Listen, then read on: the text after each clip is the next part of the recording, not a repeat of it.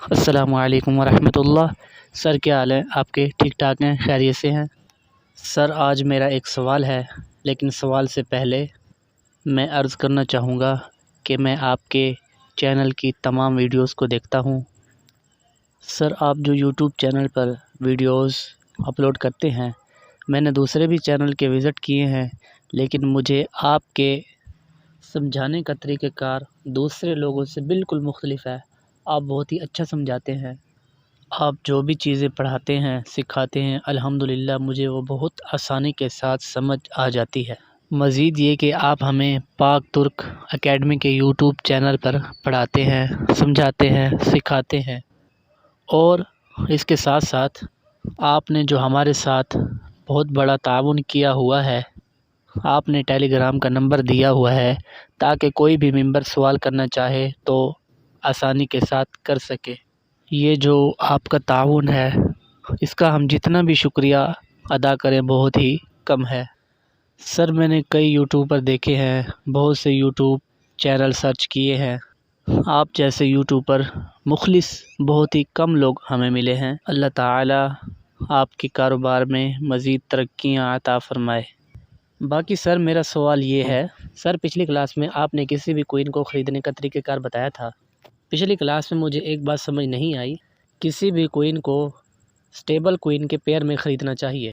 अब stable coin के pair में हम क्यों ख़रीद रहे हैं, सवाल मेरा ये है। और साथ साथ ये भी वजाहत फरमा दें कि स्टेबल कोइन होते कौन कौन से हैं और स्टेबल कोइन का मतलब क्या होता है। शुक्रिया। वालेकुम अस्सलाम वरहमतुल्लाह।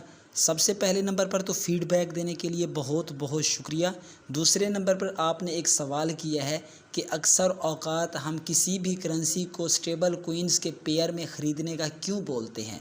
तो इस सवाल का मैं आपको जवाब देना चाहूँगा। जवाब देने से पहले मैं आपको स्टेबल कोइंस का मतलब बता देता हूँ।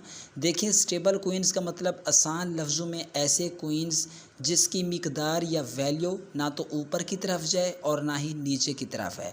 मिसाल के तौर पर अगर कोई स्टेबल कोइन 5 रुपए का है तो वो 5 रुपए का ही रहे, ना तो 6 रुपये रकम हो उसकी और ना ही 4 रुपये रकम हो। हाँ, इशारिया में ये कोइंस जो होते हैं ये ऊपर नीचे होते रहते हैं।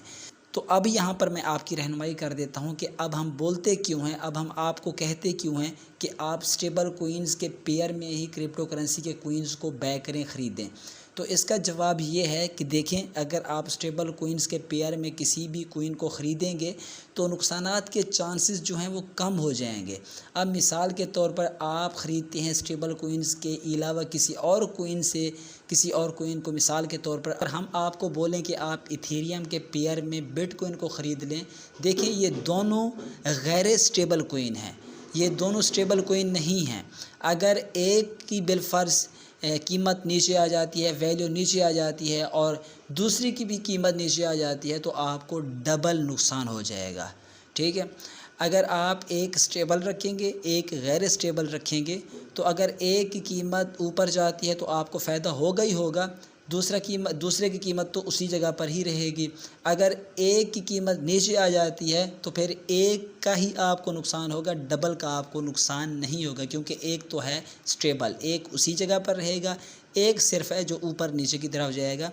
तो इसी वजह से हम आपको बोलते हैं कि आप स्टेबल कोइन के पेयर में किसी भी कोइन को ख़रीदें ताकि आपका नुकसान जो है वो कम से कम हो, क्योंकि ये एक तिजारत है, ये एक ट्रेडिंग है, इसमें नुकसान भी है, नफ़ा भी है, दोनों चीज़ें होती हैं। अगर आप सीख कर काम करते हैं तो फिर आपके जो लॉस के चांसेस होते हैं वो बहुत ही ज़्यादा कम हो जाते हैं। तो यहाँ पर उम्मीद है कि आपको ये मेरी बात समझ आ गई होगी।